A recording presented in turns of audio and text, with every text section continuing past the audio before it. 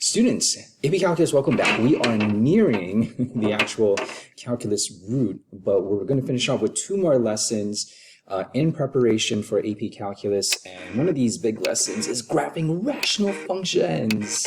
And that's going to definitely help us when we get into the limits, into those chapters. Well, let's just go down to it. When you see the word rational, really just think of the word fraction. And then you'll see those rational functions. I think when we did review, one of your first ones was like 1 over x, and then that kind of looked like this and this. Oops, sorry, actually it's supposed to be the other way. So let me just put the negative over here. And then it had some vertical and horizontal asymptotes. And so we are going to be graphing a little bit more difficult problems, just like this. But let's just get down to it. Okay, so our goal is to graph rational functions.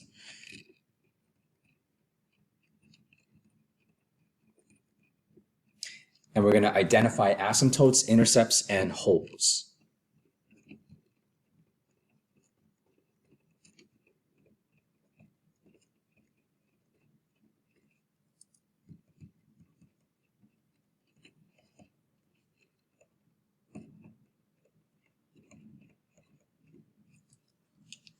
All right, let's start off with, so I do have some general steps, and then actually when we do the first example, after these notes will be here, after you write down the general steps, then you will follow these general steps. Okay, so your first step is to find your vertical asymptote, and on this video, I'm going to use the abbreviations VA so that we don't have to keep writing vertical asymptote for this lesson. Okay, how to do that? You're going to set the denominator equal to 0. Once you set the denominator equal to 0, the bottom part of the fraction, you are going to factor that denominator, okay, and solve using ZPP, zero product property, okay. So again, zero product property, as an example, you could have x plus 3 is equal to 0 or x minus 4 is equal to 0. So that should be the end of your step 1, and then you're going to solve for that. After step 1, then step 2 is we're going to find our horizontal asymptote, and I'm going to use the abbreviation HA for this one. Okay, and technically there's actually 3, but for right now I'm going to put 2 scenarios. So I'm just going to put the first scenario lowercase, I guess 1, I guess. Okay, if the highest degree of the numerator is equal to the highest degree of the denominator, and I'm just going to abbreviate that DENOM. Okay. Then you are going to have y is equal to a over b.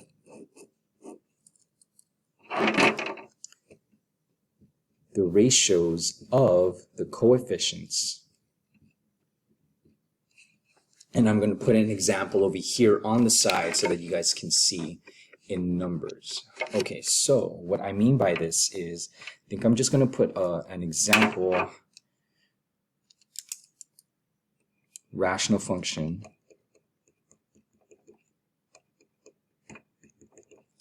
Okay.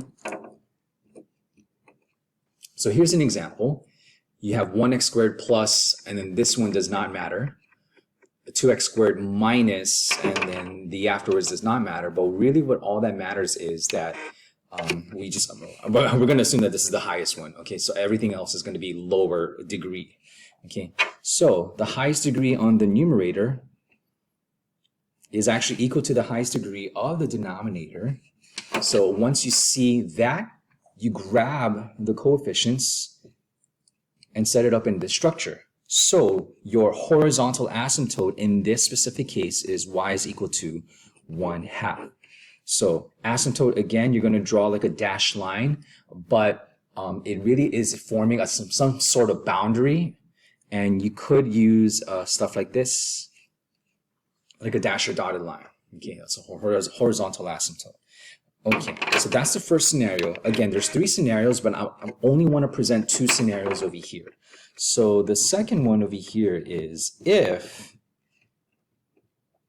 the degree of the numerator is less than the degree of the denominator, and apologies, I'm just kind of shorthanding a lot of these things. Okay, so if you see the degree in the numerator on the top, and I'm actually going to put highest degree so that it's a little bit more specific. If the highest degree in the numerator is less than the highest degree of the denominator, then your horizontal asymptote is going to be a default y is equal to 0. Okay, so let me just put in an example over here. So say, for example, we have 2x squared plus, and then this doesn't matter, 3x to the 4th minus, and then this doesn't matter. Okay, so on this example, we're just going to assume that these two over here, respectively, are their highest in terms of the exponents, and everything else is just going to be lower. Okay, so take a look. This is a 2 over here, and this is a 4. So 2 is less than 4. So then, in this rational function, your horizontal asymptote is y is equal to 0, HA. Okay, so HA, and then you can make that dashed line, dashed horizontal line. That will create that boundary. Okay. From over here, you can start graphing, and what I mean by this is you can start plotting your vertical asymptote and your horizontal asymptotes, again, if any. Okay, so you may start graphing over here, your VA and HA. Then that way you have like a visual representation of what's going on so far.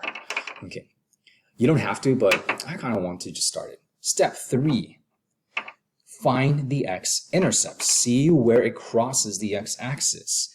And how to do that is you're going to set f of x equal to 0 and solve for x. Okay. Over here, find step 4, find the y-intercept. You're going to set x equal to 0. Plug in 0 for x and see what the y value is. Okay. Step 5, and then actually I'm going to stop the video so that we can move on to the example video next. You're going to plug in x values near the asymptotes to get more points. And I think very specifically, let's plug in values near the vertical asymptotes.